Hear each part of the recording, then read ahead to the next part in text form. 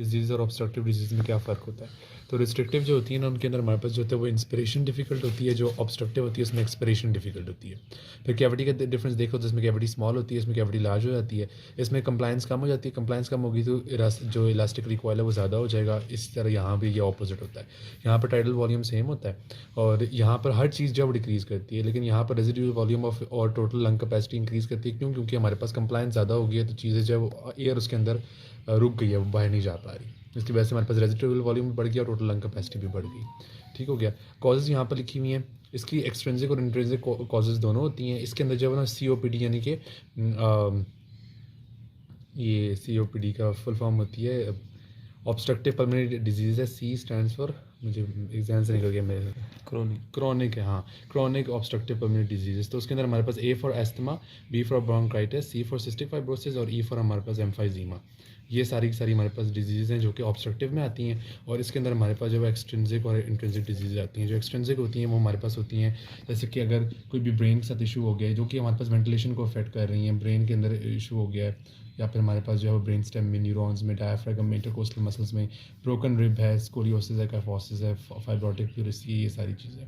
जबकि हमारे पास जो इंट्रिंसिक डिजीज़ होती हैं उसमें हमारे पास निमोनिया आती है, RDS आती है और पल्मोनरी फिब्रोसिस आता है।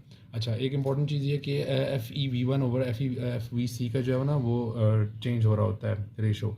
इसके अंदर डिक्रीज़ कर रहा होता है, इसके अंदर हमारे पास नॉर्मल रहता है, ये स्लाइटली इंक्रीज़ कर रहा होता है। ठीक है। अब डिजीज़ पे आ रहा है, सबसे पहले हमारे पास है क्रॉनिक पल्मोनरी एम्फाइजीमा। एम्फाइजीमा को मैंने ऐसे याद रखा हुआ है कि ये ऑब्स्ट्रक्टिव डिजीज़ है और उसके बाद डिस्ट्रक्टिव डिजीज़ है। सबसे पहले हम ऑब्स्ट्रक्शन करते हैं, ऑब्स्ट्रक्शन की वजह से हमारे पास क्या हो जाती है, डिस्ट्रक्शन होना शुरू हो जाती है, क्योंकि अल्टीमेटली एम्फाइजीमा के अंदर वॉल जो होती है अल्वेओलाई की वो डिस्ट्रॉय होती है। तो सबसे पहले हमारे पास क्या होगा कि स्मोक आएगी, स्मोक की वजह से उसके अंदर जो भी केमिकल्स होंगे वो एक ये अफेक्ट देंगे कि जो मेम्ब्रेन्स होंगी ना उनको हमारे पास डिस्ट्रॉय करना स्टार्ट कर देंगे। तो derangement of the protective membranes, उससे हमारे पास जो है वो मैक्रोफेज की इनहिबिशन हो जाती है, साथ में हमारे पास जो है पार्शियल पैरालिसिस हो जाती है सीलिया की। अब सीलिया की अगर पैरालिसिस होगी और मैक्रोफेज काम नहीं कर पा रहे तो जो भी हमारे पास म्यूकस है वो अंदर इकट्ठा होना शुरू हो गया। ठीक हो गया, ये होगी हमारे पास ऑब्स्ट्रक्शन। अब ऑब्स्ट्रक्शन की वजह से डिस्ट्रक्शन होगी, यानी कि क्या होगा कि हमारे पास इन्फेक्शन हो रहा है, कंटिन्यूसली म्यूकस इकट्ठा हो रहा है, इन्फ्लेमेटरी हमारे पास एडीमा हो रहा है, जिसकी वजह से क्या होता है कि जो आपकी मतलब कि ऑब्स्ट्रक्शन है वो ज़्यादा देर तक रहना शुरू हो गया, ऑब्स्ट्रक्शन कंटिन्यूड है, क्रॉनिक ऑब्स्ट्रक्शन है। क्रॉनिक ऑब्स्ट्रक्शन की वजह से एयर अंदर जो है वो एल्विलाई के अंदर ट्रैप हो जाती है, जिसकी वजह से एल्विलाई ज़्यादा स्ट्रेच करना शुरू हो जाते हैं। जब एल्विलाई ज़्यादा स्ट्रेच कर रहे होते हैं ज़ाहिर उनकी वॉल्स में डिस्ट्रक्शन होगी, मजीद ज़ाहिर इन्फेक्शन जो है वो एल्विलाई के अंदर भी फैल सकता है, तो उससे ज़्यादा मतलब डिस्ट्रक्शन होना स्टार्ट हो जाती है। अच्छा, जो इफेक्ट्स हैं वो हम सब के इकट्ठे देख लेंगे सारी डिजीज़ के, पहले कॉजेज सब देख लेते हैं। ठीक है। तो नमूनिया के अंदर जो है वो ऐसे याद रखना है कि फ्लूइड फिल्ड एल्विलाई होगा। वो किस तरह से होगा? सबसे पहले इसके अंदर होगा हमारे पास इन्फेक्शन जो कि स्ट्रेप्टोकोकल नमूनिया करवाएगा। इन्फेक्शन की वजह से हमारे पास क्या होता है कि इन्फ्लेमेशन होना स्टार्ट हो जाएगी उस एरिया के अंदर। इन्फ्लेमेशन की वजह से हमारे पास जो कैपिलरीज होती हैं, मतलब कि वो जो एरियाज़ होते हैं वो परमिएबल ज़्यादा हो जाते हैं और जितने भी रेड ब्लड सेल्स और वाइट ब्लड सेल्स होते हैं वो सारे एल्विलाई में अंदर एंटर होने शुरू हो जाते हैं। तो ये चीज़ हमारे पास क्या है, एक समझ लो कि ऐसे शॉपर है, इसके अंदर पानी भर गया, तो ये वाला काम हो जाता है नमूनिया के अंदर। नमूनिया के बाद अगली कॉज है एटीलैक्टेसिस। एटीलैक्टेसिस को याद रखना है, एटीलैक्टेसिस का मतलब है कोलैप्स ऑफ एल्विलाई, यानी कि एल्विलाई का एकदम से यूं करके श्रिंक हो जाना। तो उसके अंदर सबसे पहले हमारे पास की दो कॉजेज होती हैं, इसको ऐसे याद रख लो कि एटीलैक्टेसिस में 2 दफ़ा ये आता है ना, तो उसके 2 कॉजेज हैं। एक हमारे पास कॉज है सर्फेक्टेंट का लैक होना और दूसरा कॉज है एयरवे का ऑब्स्ट्रक्शन होना। ठीक है। ऑब्स्ट्रक्शन इसमें कैसे होगी? सबसे पहले हमारे पास किसी भी वजह से जो हम पीछे पढ़ के आ रहे हैं वही उन्हीं रीजंस की वजह से हमारे पास म्यूकस का की एक्यूमुलेशन हो गई। इससे आगे चलो, अब क्या होगा कि नीचे की तरफ एल्विलाई प्रेजेंट है, ऊपर ऑब्स्ट्रक्शन है, जितनी भी यहाँ पर एयर है वो सारी की सारी यहाँ पर कैपिलरीज यूटिलाइज कर लेंगी। अगर तो ये एल्विलाई नॉर्मल था तो ये एकदम से यूँ कोलैप्स कर जाएगा, अंदर की तरफ चला जाएगा यूँ करके। ठीक है। और अगर ये नॉर्मल नहीं था, इसमें फिब्रोसिस हुई हुई थी, तो ये यूँ खुला रहेगा और अंदर खाली जगह पैदा होना शुरू हो जाएगी। खाली जगह पैदा होने का मतलब ये है कि इसके अंदर एक नेगेटिव प्रेशर डेवलप हो जाएगा और ये सारा का सारा जो आगे पीछे से कैपिलरीज हैं उनसे सारा का सारा जो फ्लूइड वो अपने अंदर एक्यूमुलेट कर लेगा। तो इसमें फ्लूइड एक्यूमुलेट भी हो सकता है और इसके अंदर एक श्रिंकेज भी हो सकती है, डिपेंडिंग अपॉन कि वो एल्विलाई नॉर्मल था या फिर हमारे पास वो डिजीज था, यानी कि उसके अंदर फाइब्रोसिस हुई हुई थी। ये एक है। तो सर्फेक्टेंट वाली वो सारी कहानी तो मुझे याद है, बता दूँ। उसके अंदर ये होता है कि सबसे पहले जो सर्फेक्टेंट होता है वो हमारे पास सरफेस टेंशन को लोअर करते हैं। अगर सर्फेक्टेंट की कमी हो जाएगी, सरफेस टेंशन लोअर नहीं होगी, हमारे पास जो एल्विलाई होगा वो श्रिंक कोलैप्स कर जाएगा एटीलैक्टेसिस के अंदर, वही रीज़न। ठीक हो गया।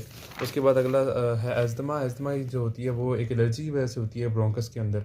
तो ब्रोंक्यूल्स अगर किसी भी चीज़ के अंदर, जैसे जो ब्रोंक्यूल्स हैं उनके अंदर जो वो हैं मैस्ट सेल्स हैं, अगर वो सेंसिटाइज हुए हुए हैं इम्यूनोग्लोबुलिन ई एंटीबॉडी की वजह से, तो जैसे ही कोई भी पोलन या कोई भी एंटीजन आएगा और उनके साथ बाइंड करेगा तो एक रश ऑफ हिस्टामिन और slow reacting substances of anaphylaxis release करेंगे, जिसकी वजह से हमारे पास क्या होगा कि ब्रोंकियल कंस्ट्रक्शन होना शुरू हो जाएगी। ब्रोंकियल कंस्ट्रक्शन होगी, हमें सांस नहीं आएगी, सांस बंद होना शुरू हो जाएगा।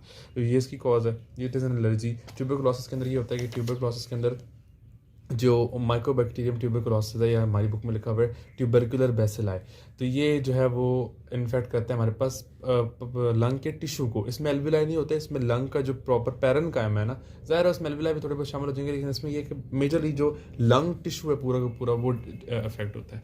उसमें क्या होता है, सबसे पहले जो ट्यूबरकुलर बेसिलाई है ये यहाँ पर आएगा, इसके खिलाफ सबसे पहले कंपनसेटरी मैकेनिज्म जो है वो इन्वॉल्व होगा। तो कंपनसेटरी मैकेनिज्म में क्या होता है कि मैक्रोफेजेस इन्वेट करते हैं, साथ में हमारे पास एक वॉलिंग ऑफ होता है मैकेनिज्म, जिसके अंदर हमारे पास जो फाइब्रोटिक टिश्यू होता है उसको वॉल ऑफ कर देता है ताकि वो स्प्रेड ना हो सके। अगर तो नॉर्मली ये हुआ तो ये बैक्टीरिया यहीं पर ही मारा जाएगा। अगर नहीं हुआ, मतलब ये चीज़ कंटिन्यू होती है, तो वॉलिंग ऑफ मैकेनिज्म फेल हो जाएगा, ये जो बैक्टीरिया ये स्प्रेड करना स्टार्ट कर देगा और पूरे के पूरे जो पैरेन्काइम ऑफ द लंग है उसको डिस्ट्रॉय कर देगा। तो ये है ट्यूबरकुलोसिस की कॉज। अब इसकी जो इफेक्ट्स हैं वो इकट्ठे एक जगह पर लिखे हुए हैं, तो वो देख लेते हैं। इसमें यह है कि सबसे पहले एम्फाइजीमा है। एम्फाइजीमा के अंदर वर्क ऑफ ब्रीदिंग बढ़ जाता है। वर्क ऑफ ब्रीदिंग बढ़ने का मतलब ये है कि हमें ज़्यादा वर्क करना पड़ेगा ताकि हम एयर की गैसेस एक्सचेंज करवा सकें। ज़ाहिर है क्योंकि हमारे जो एम्फाइजीमा में डिस्ट्रक्शन हुई हुई है वॉल्स की, तो ऑलरेडी पहले ही इतनी ज़्यादा नहीं हो पा रही, बाहर जो एयर है वो नहीं जा पा रही है, इट इज़ ऑब्स्ट्रक्टिव डिजीज़, तो हमें ज़्यादा जोर लगाना पड़ेगा। वर्क ऑफ ब्रीदिंग बढ़ गया, डिफ्यूजिंग कैपेसिटी कम होगी, वॉल्स थोड़ी, वेंटिलेशन परफ्यूजन रेशियो हमारे पास एबनॉर्मल हो जाता है, कहीं जगह पे ज़्यादा है कहीं जगह पे कम है। और इसके अंदर एनी अदर अगर फैक्टर है तो उसमें मैंने ये लिखा हुआ है कि मतलब इससे का मेन इफेक्ट क्या होता है कि पल्मोनरी हाइपरटेंशन होती है, क्योंकि आगे पीछे से कैपिलरीज भी डिस्ट्रॉय होना शुरू हो जाती हैं, रेजिस्टेंस बढ़ जाती है, हाइपरटेंशन हो जाती है। साथ में हमारे पास जो होता है वो राइट साइडेड हार्ट फेलियर, क्योंकि आप सारा का सारा जो ब्लड है वो जब भेजा जा रहा है लंग्स की तरफ, तो वहाँ पर वो प्रॉपरली उसकी सर्कुलेशन नहीं हो पा रही, तो आपके जो right side of the heart है वो ज़्यादा इफेक्ट हो रहा है, उसके राइट साइड हार्ट फेलियर की तरफ जा सकता है। नेक्स्ट है हमारे पास नमूनिया। नमूने के अंदर हमारे पास जो है वो डिफ्यूजिंग कैपेसिटी जो होती है वो थोड़ी हो जाती है, ज़ाहिर है क्योंकि हमने पढ़ा है कि जैसे एक शॉपर है उसके अंदर पानी भर गया तो वो कैसे एक्सचेंज करेगा, तो सरफेस एरिया हमारे पास रेस्पिरेटरी मेम्ब्रेन का कम हो जाता है इसके अंदर, तो डिफ्यूजिंग कैपेसिटी भी कम हो जाती है। अच्छा, इसके अंदर जो वेंटिलेशन परफ्यूजन रेशियो होता है वो डिक्रीज़ कर जाता है, इसमें मेजरली ये है कि इसमें डिक्रीज़ होता है। उसके बाद हमारे पास का जो इफेक्ट है कि इसमें जो पेशेंट प्रेजेंट करता है तो वो हाइपोक्सीमिया भी होता है उसको, और हाइपरकैप्निया भी होता है।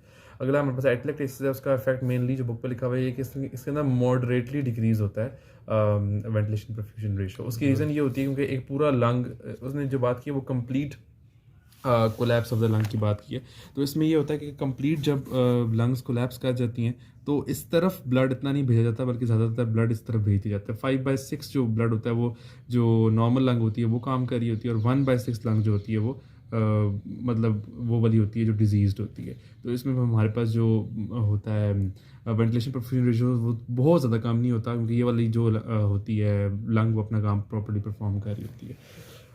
अच्छा, उसके बाद ट्यूबरकुलोसिस है। ट्यूबरकुलोसिस के अंदर सेम ब्रीदिंग वर्क हमारे पास इंक्रीज़ होता है, साथ में हमारे पास जो वाइटल कैपेसिटी है वो कम हो जाती है, ब्रीदिंग कैपेसिटी भी हमारे पास जो है वो कम हो जाती है। ब्रीदिंग कैपेसिटी का मतलब होता है एबिलिटी टू ब्रीथ। ज़ाहिर है वो ब्रीदिंग आप ब्रीथ कितना ज़्यादा कर पाओगे जब आपको ट्यूबरकुलोसिस हुआ होगा। नेक्स्ट है surface area of the membrane and the thickness of the respiratory membrane. तो सरफेस एरिया कम हो जाता है, जब सरफेस एरिया कम होता है इसका मतलब है कि वॉल हमारे पास थिक हो गई है, डिफ्यूजिंग कैपेसिटी आपके पास ऑटोमेटिकली डिक्रीज हो जाएगी। वेंटिलेशन परफ्यूजन रेशियो इसमें भी अब नॉर्मल होता है। ये टोटल साइड डिजीज के बारे में बात है।